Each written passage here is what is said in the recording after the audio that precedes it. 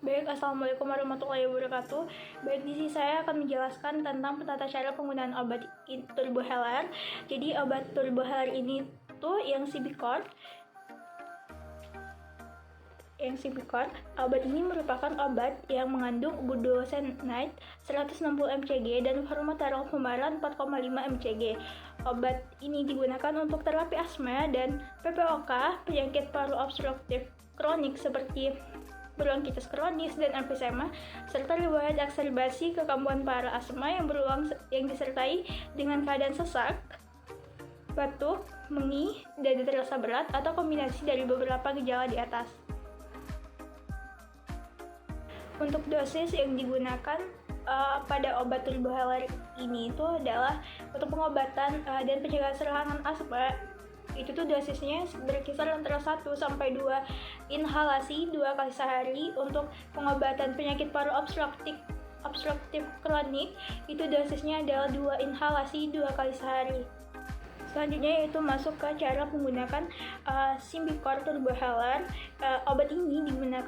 Turboheller ini digunakan dengan anjuran dari dokter, dan baca informasi yang tertera pada kemasan obat sebelum menggunakan Symbicort turboheller. Jangan menambah dosis atau mengurangi dosis tanpa konsultasi dulu ke dokter.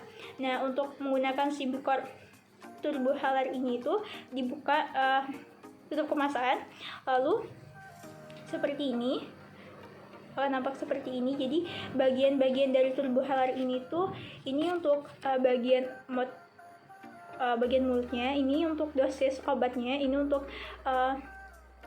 kunci pengaman kemasan inhalernya. Nah, jadi untuk menggunakan Symbicort inhaler ini tuh sebelumnya tuh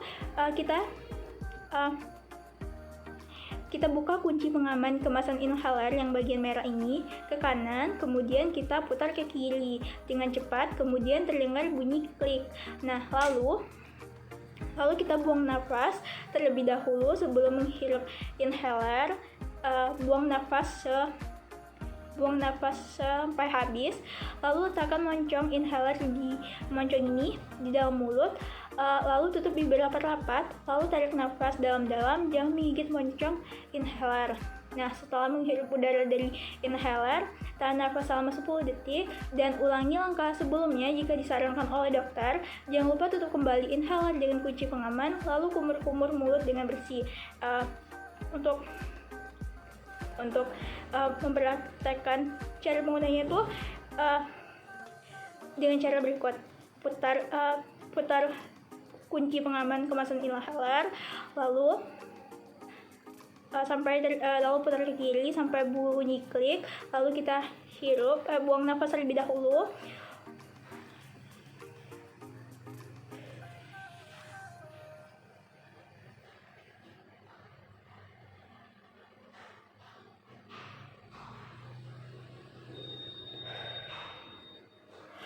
Lalu jangan lupa menutup lagi turboheller ini.